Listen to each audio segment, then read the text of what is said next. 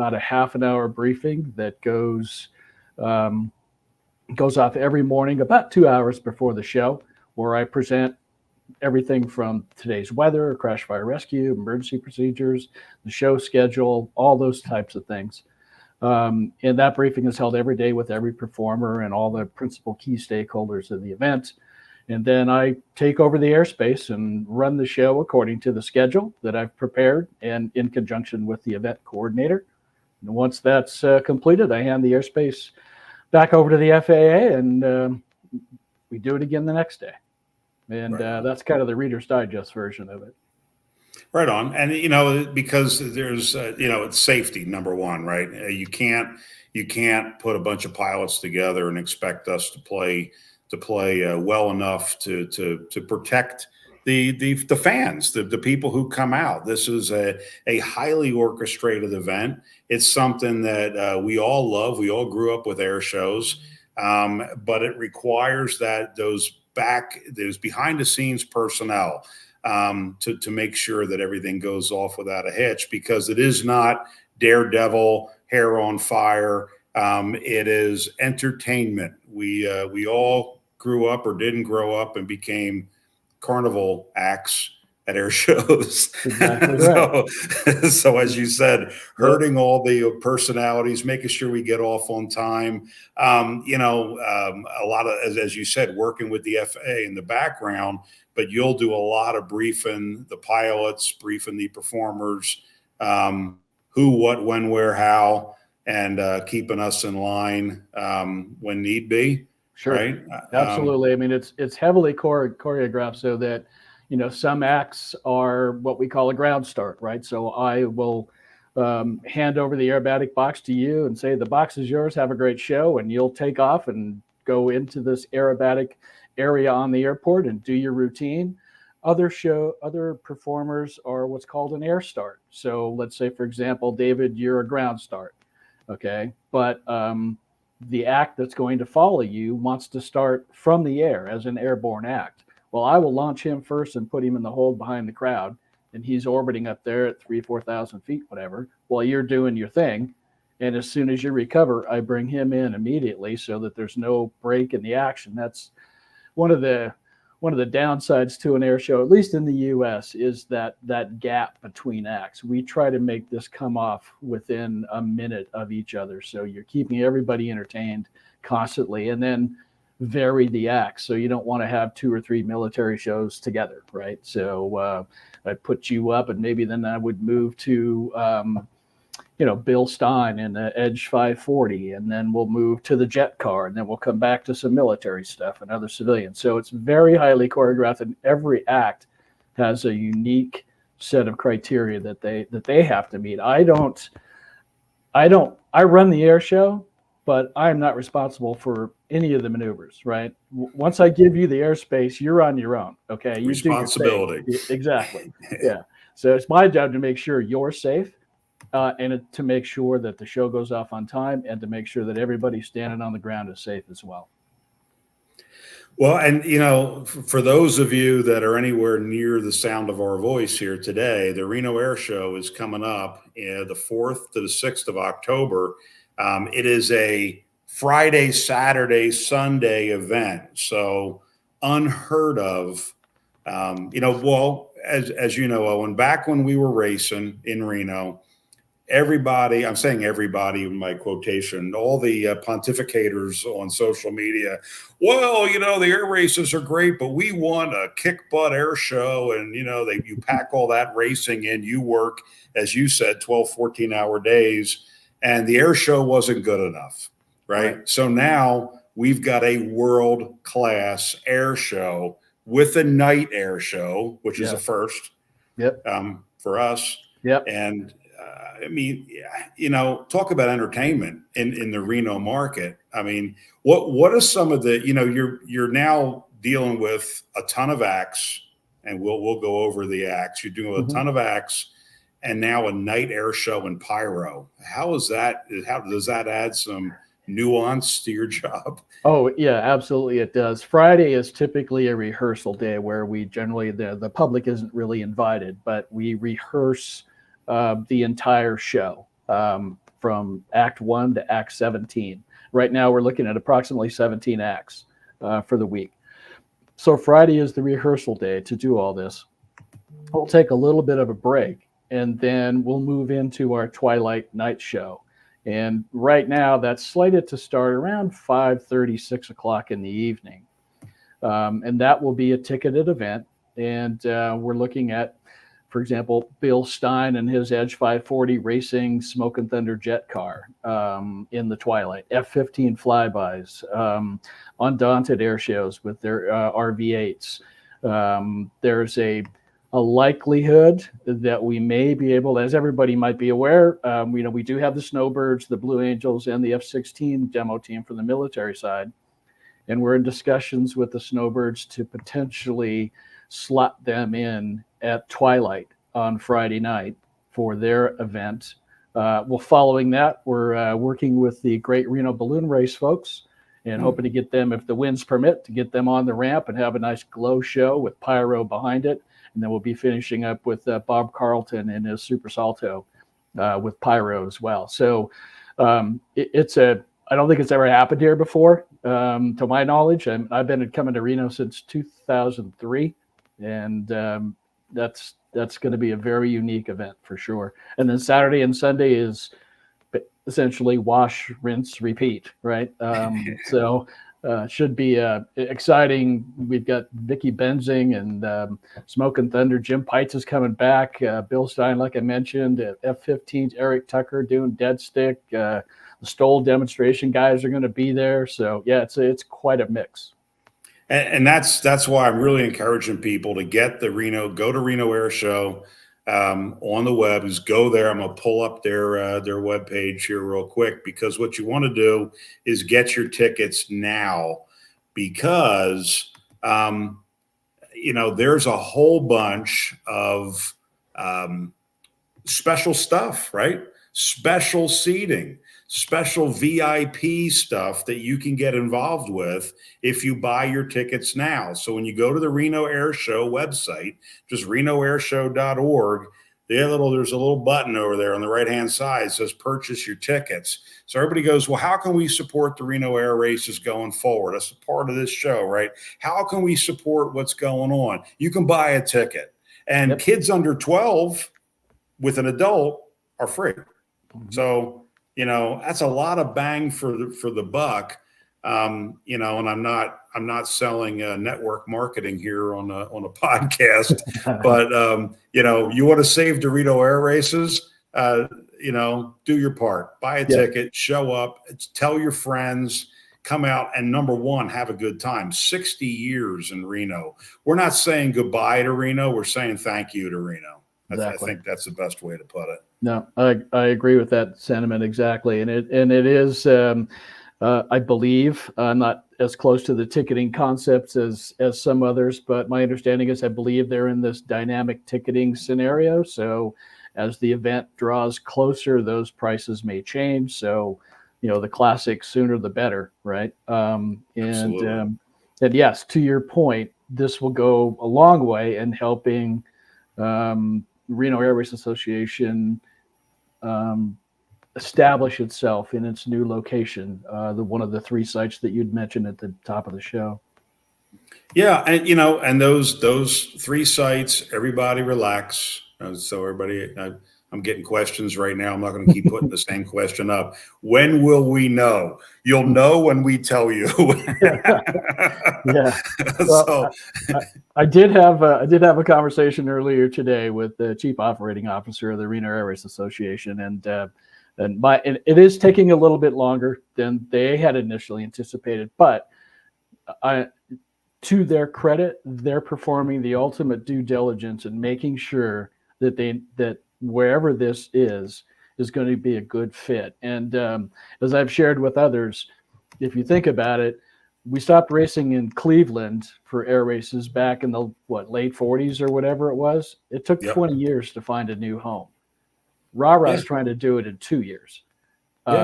So that's a big ask, and it is a Herculean effort. And so there's a lot going on, whether it's logistics or site prep or proximity to population centers. I mean, there's just all manner of things that have to go into this.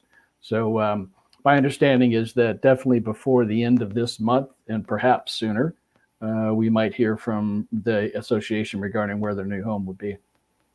Yeah, and it's they're closer to more people. You got three options, but I got questions from a lot of people. Why not this city? Why not that city? I said, number one, I don't know. Number two, it had to be cities had to present an application. Correct. So of the people who applied, everybody goes, well, I think it should be this place. Well, you go, they didn't put in an application, Exactly right. so yeah, Yeah. so here we got three wonderful locations. Any one of them is going to be fantastic. It's going to be different, and as you know, you work a lot of different air shows, Owen. You go to a lot of different places. Every venue, I mean, you can speak to it better than me, has positives and negatives. Yep. Absolutely. But yeah, right. I mean, from an air show box or what you have to do, and I don't know. You could correct me if I'm wrong, boss. If we will figure it out. We will figure it out. Yeah, yeah. And the people that the association have assembled to vet these submissions and do the selection process and site surveys, they really do run the gamut. It's not just the president and the CEO and the chairman sitting down with a couple of other folks deciding where this has been a very intense, multifaceted, multi-layered process of site selection. We've got the class representatives involved and our safety folks and our course designers involved, and it's been quite a project. And I honestly, I have to give them credit that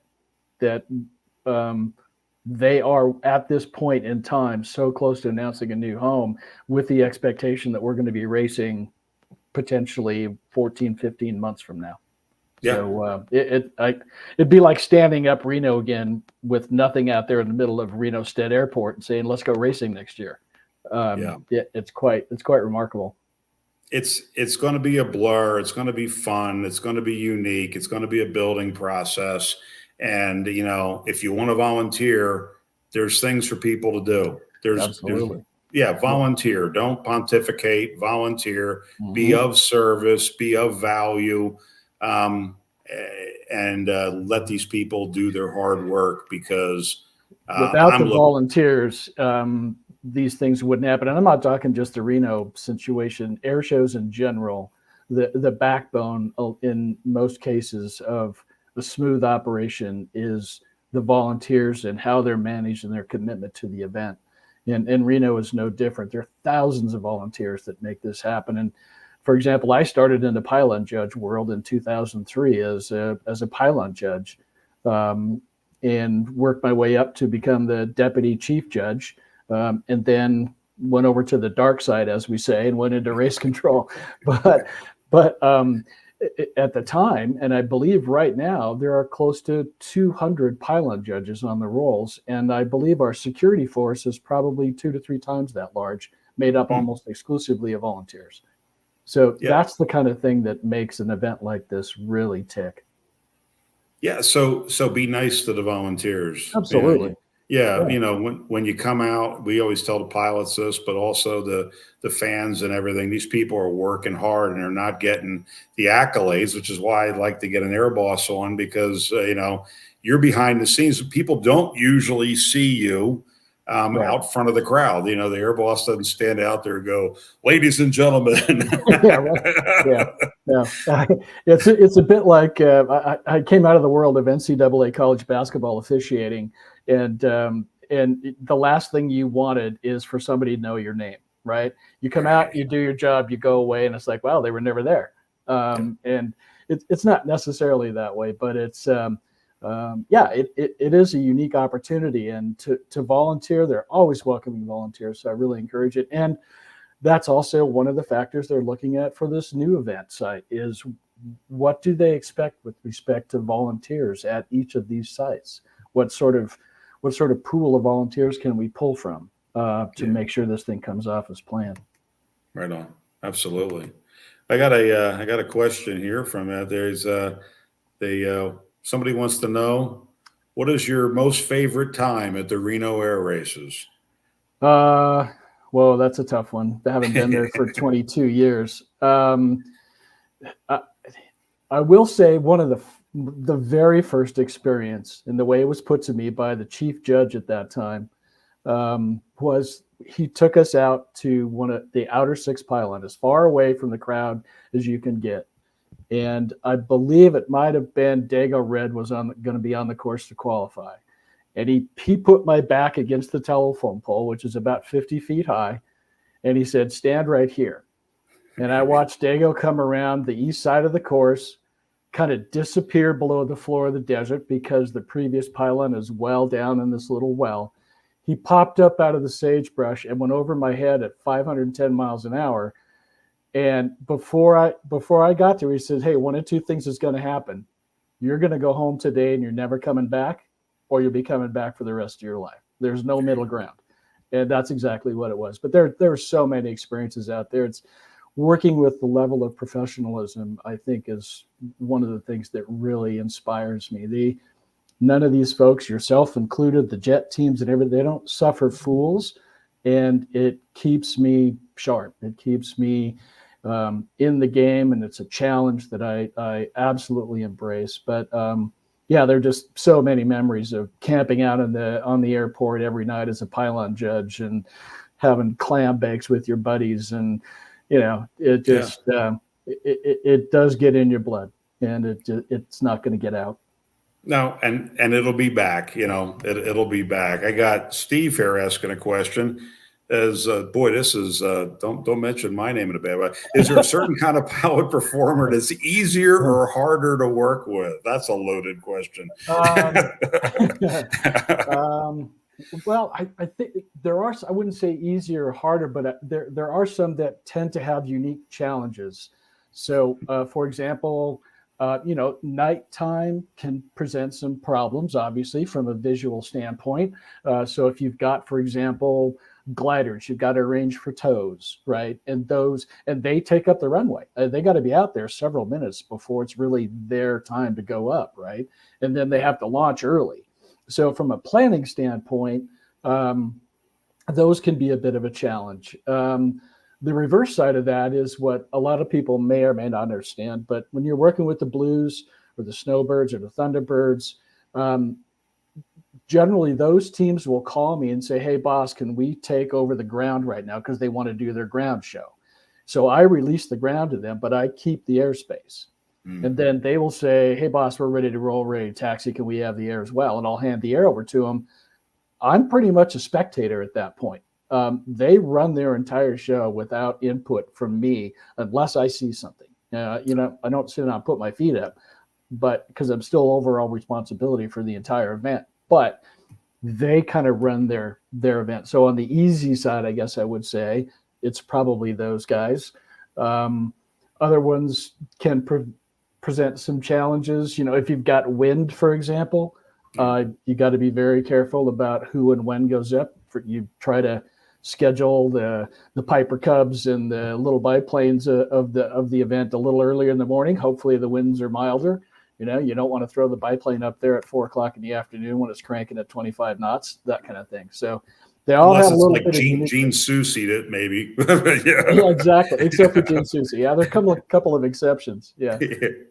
So it is one of the funny ones. Really quick was Eric Tucker in his Cub when he does his routine. He was there a couple of years ago, and we had some serious wind. And he called me, and I said, "Hey, Eric, it's totally up to you, my friend.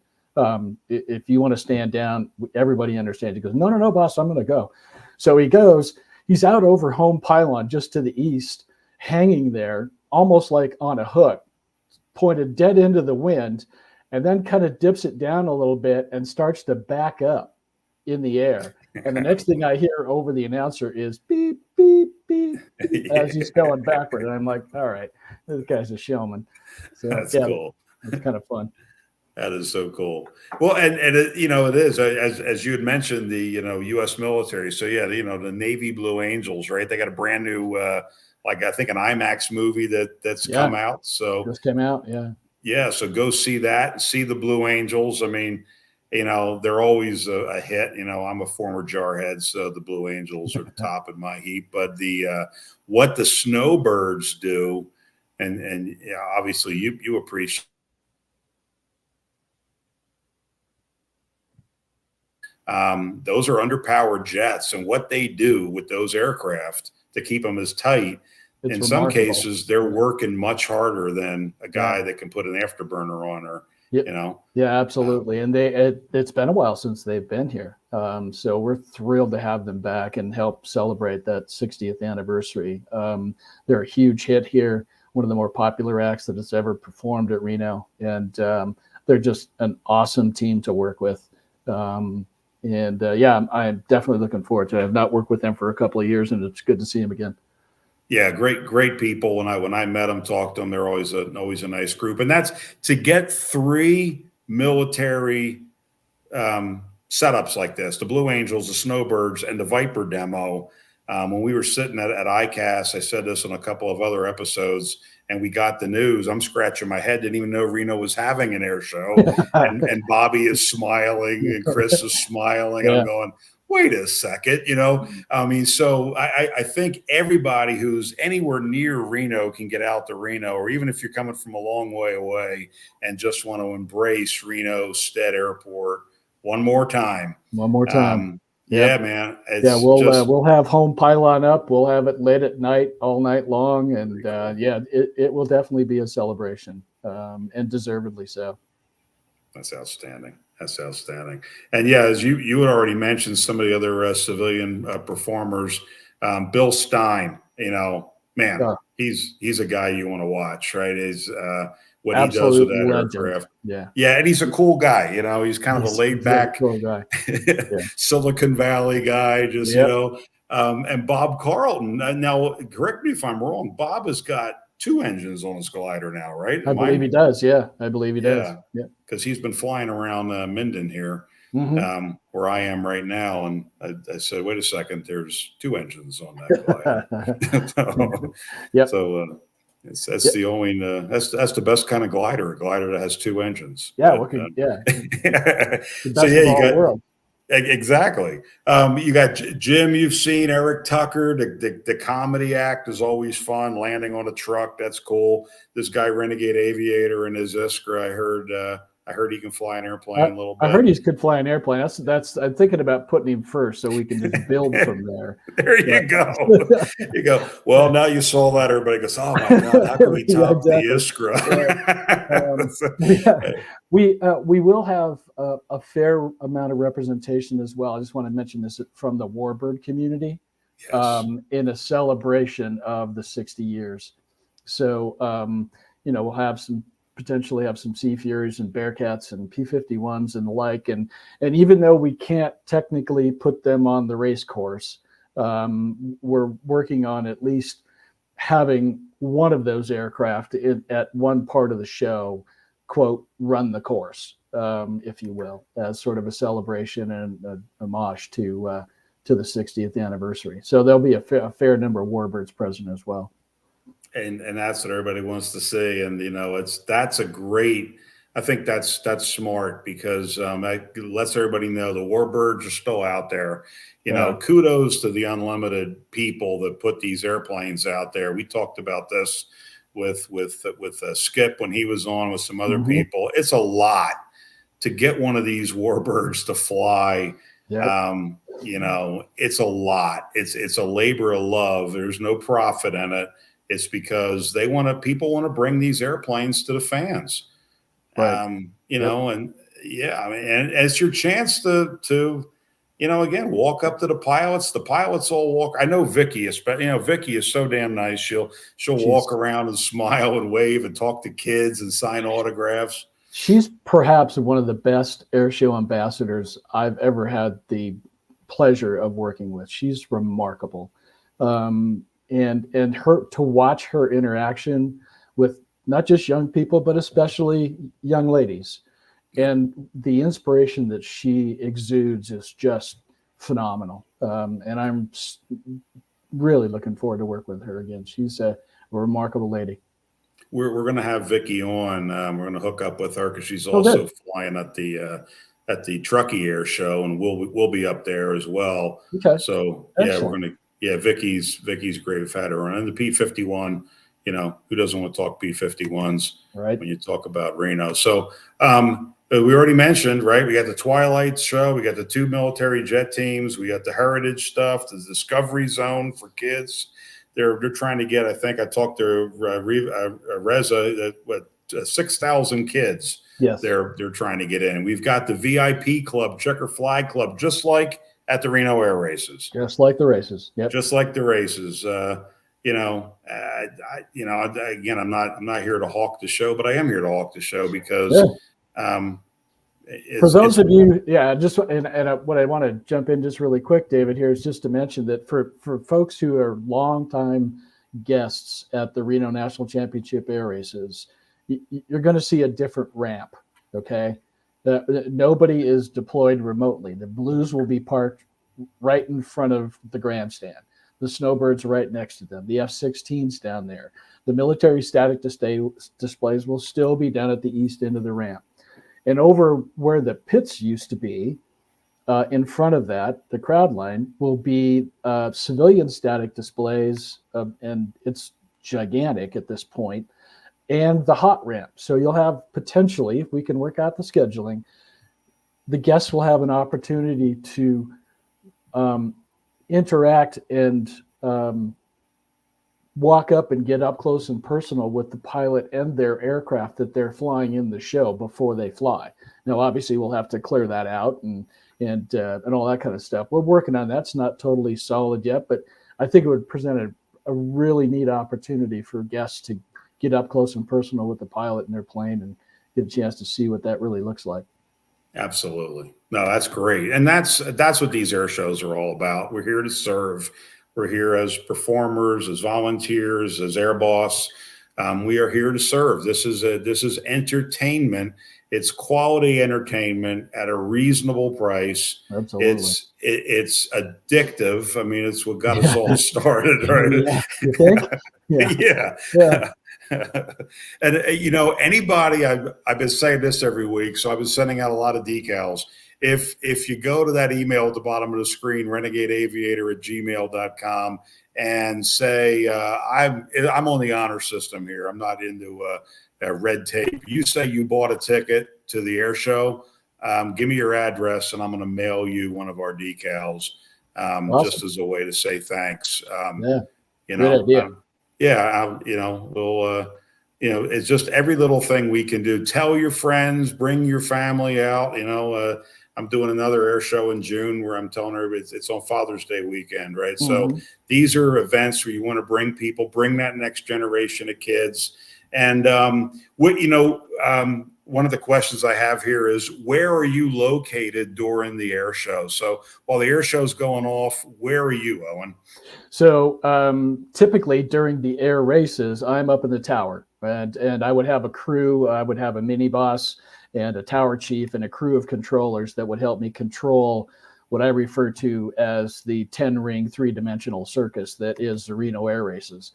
For the show, I will be down on the ground directly in front of the grandstands on a slightly elevated platform with the announcer, the incident commander, crash fire rescue commander, and a couple of other folks who help run the air show, so that in the event that there's an incident, I can just reach over and touch the incident commander and say, it's your airport, and I'll take over everything that's in the air and deconflict everything. And it's important to kind of get the flow with the announcer, so I can give him a heads up to say, I'll just look over at him and point at my watch and raise 2 fingers.